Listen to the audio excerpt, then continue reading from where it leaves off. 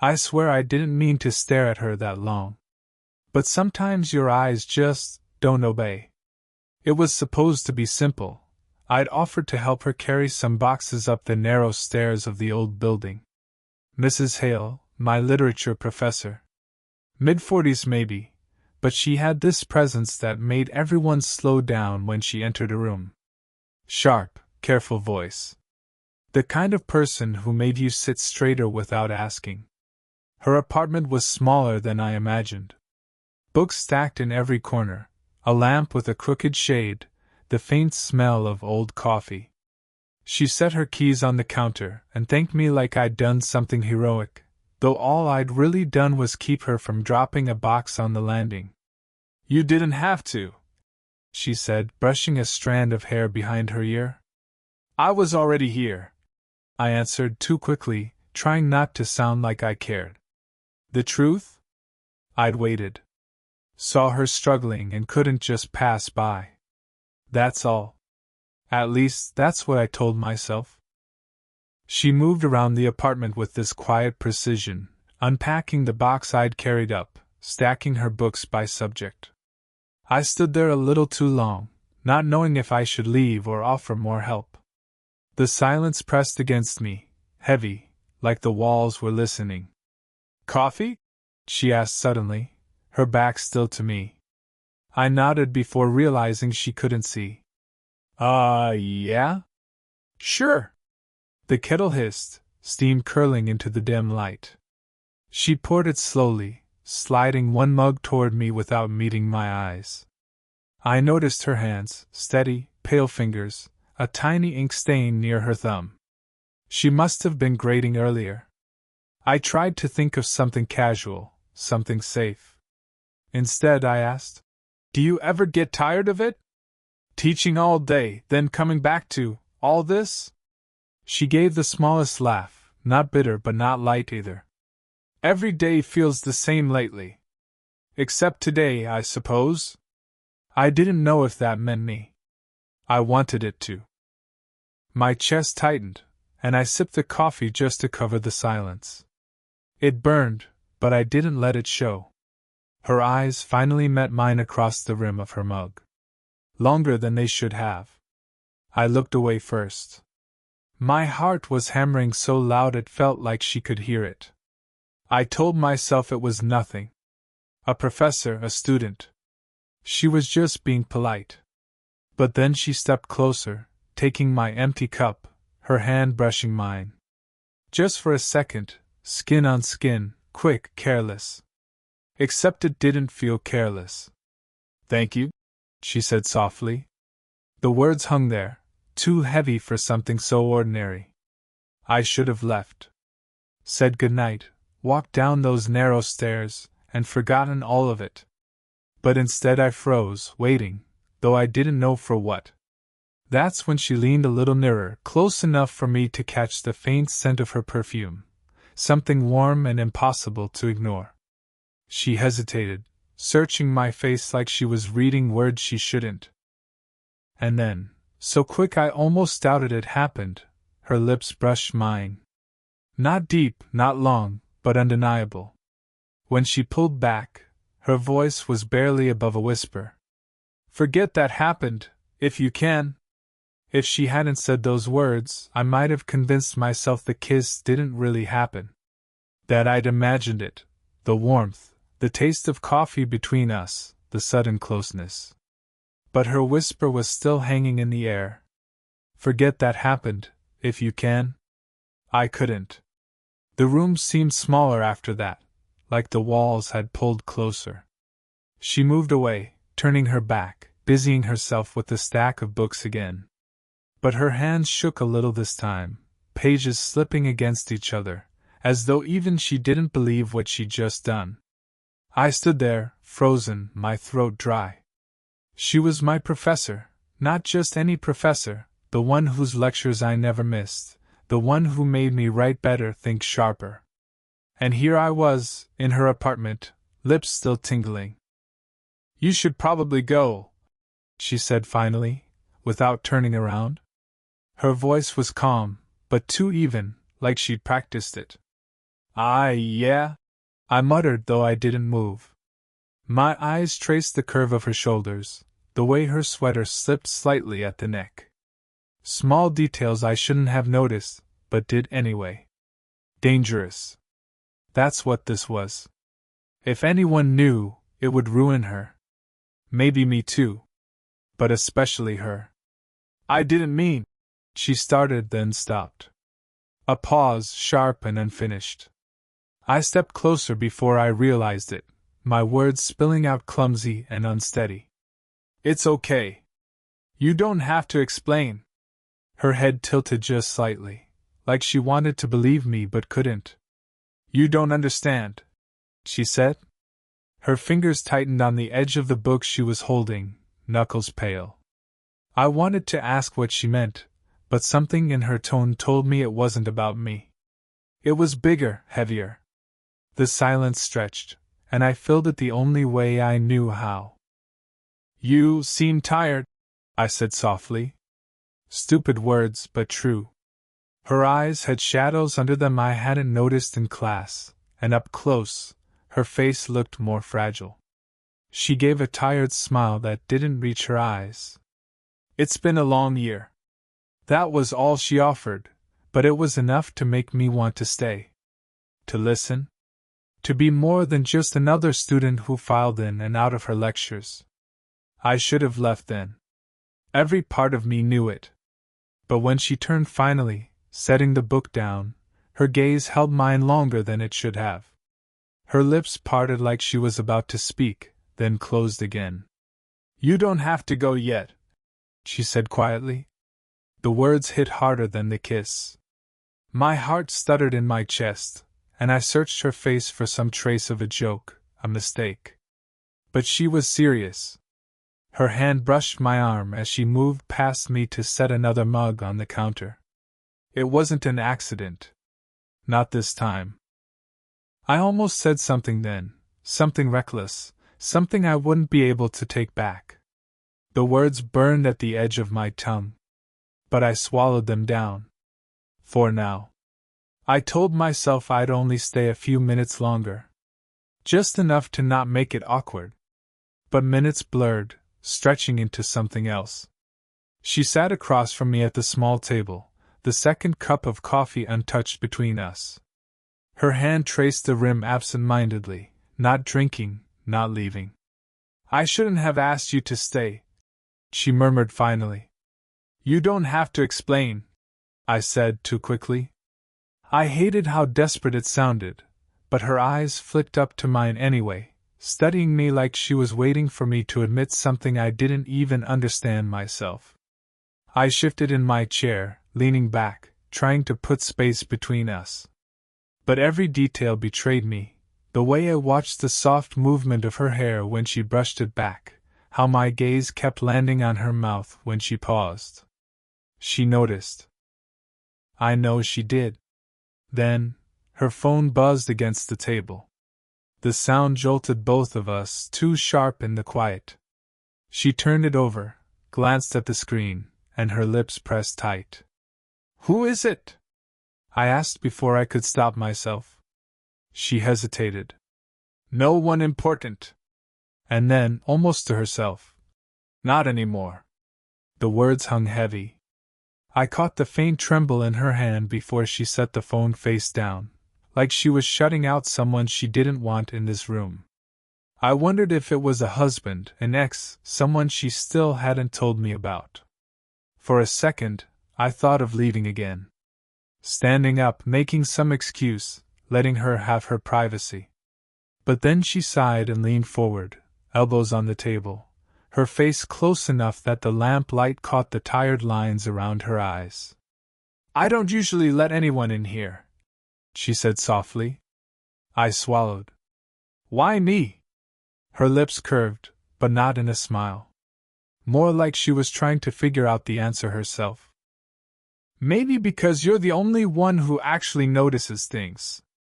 The words hit harder than I expected. I wanted to deny it, laugh it off, but instead I felt the pull of them, the way her voice cracked ever so slightly. When I reached for my mug, my fingers brushed hers. Neither of us moved away. My pulse was loud in my ears, the heat of her skin impossible to ignore. "I should go," I whispered, though my hand stayed where it was. "Then go," she whispered back, but she didn't let go of my touch. And that was the moment the knock came.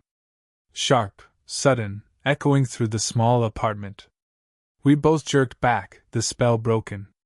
She froze, eyes darting to the door. "Expecting someone?" I asked, my voice rough. "No," she breathed. Silence stretched, the knock coming again, more insistent this time. Whoever it was, they weren't leaving. Her hand hovered near mine again, not quite touching, but trembling close enough that I knew, if not for that knock, if not for the world pressing in, something would have happened. Something neither of us could take back. The knock stopped as suddenly as it began. Whoever it was must have left, or maybe they were still standing out there in the hall, listening. The silence afterward felt louder than the sound itself. Her hands were still on the table, fingers curled tight. She didn't move. Neither did I. The air between us was too sharp, too close. Finally, she pushed her chair back, the legs scraping softly against the floor. "This is a mistake," she whispered. I almost agreed. I almost stood too, walked out, and pretended I hadn't heard the quiver in her voice. But instead I asked, "Then why did you kiss me?" The words came out harsher than I meant, almost accusing. But I couldn't take them back.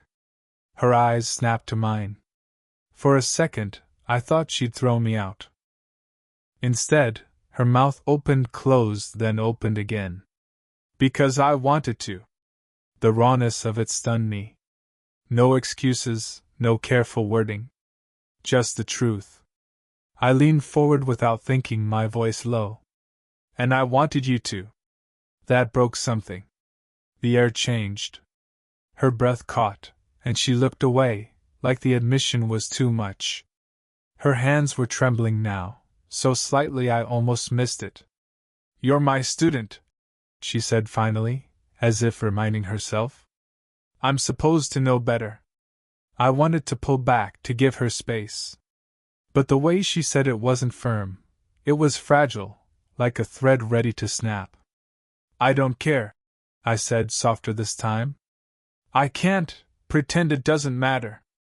Her head turned back to me, and in her eyes I saw every wall she tried to build starting to crack. Regret, longing, fear, all of it colliding at once.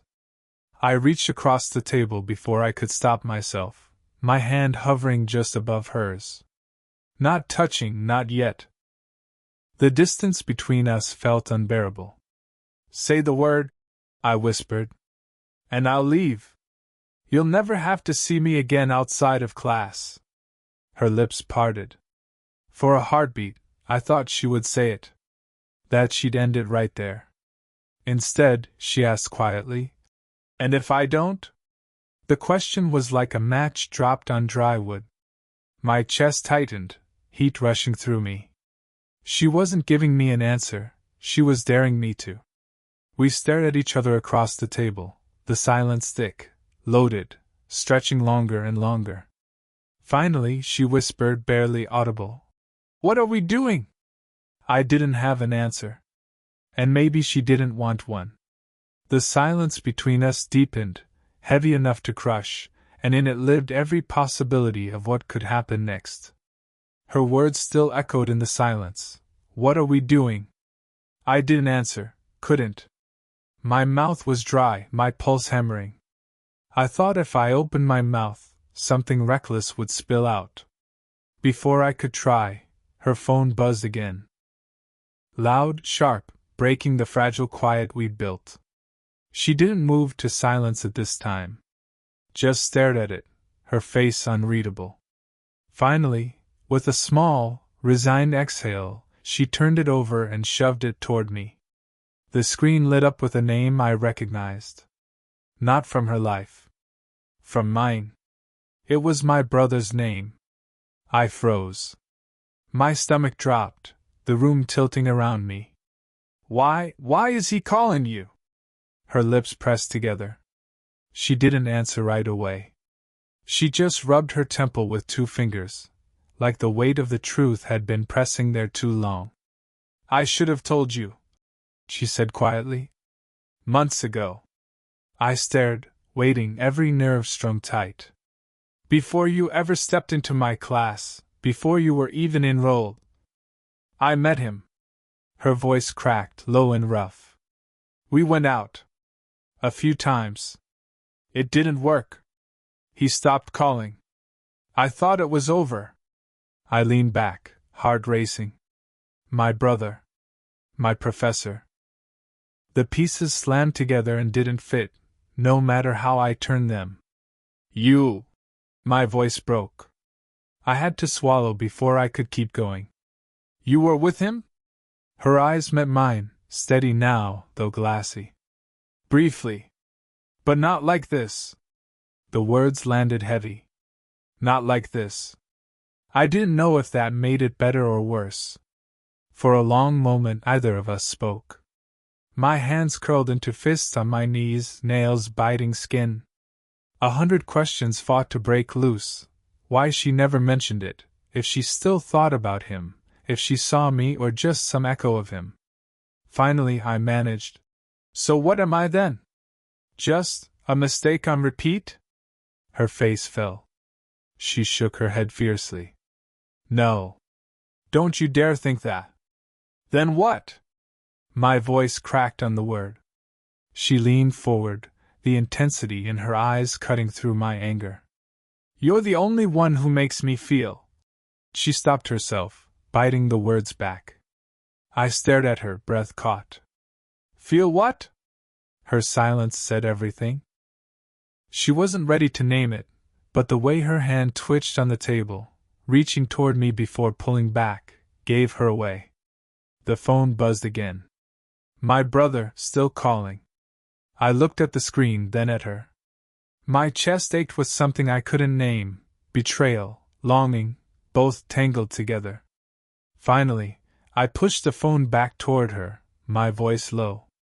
Answer him. Or answer me. The words hung between us like a blade, sharp enough to cut it away. Her hand hovered above the phone, but she didn't take it. The buzzing stopped on its own, leaving only the sound of my uneven breathing between us. I can't answer him, she said finally, her voice low, breaking. Not now. Not like this. I leaned forward, my hands pressed flat to the table. Then answer me. Her eyes lifted slowly, meeting mine. There was no shield left, no professor's authority, no polished restraint. Just a woman, tired, torn, trembling. I didn't plan for this, she whispered. I told myself it was impossible. That it had to stay impossible. But when you carried those boxes up my stairs, when you stood in my kitchen like you belonged here, I couldn't stop. The honesty in her voice hit harder than any kiss. My chest felt tight, like her words had cracked something open I'd been holding back too long. You think I wanted this? I asked, half laughing but shaking my head. I tried to ignore it. I sat in the back of class, avoided your eyes. I told myself it was just respect, just admiration. Her lips parted, waiting. But it's not, I finished. My throat burned, the truth scraping out. It's you. I can't stop thinking about you. The room went quiet again. No interruptions this time. No phone, no knock, no escape. Just the two of us, cornered by the truth we couldn't outrun anymore. Her chair scraped softly as she stood.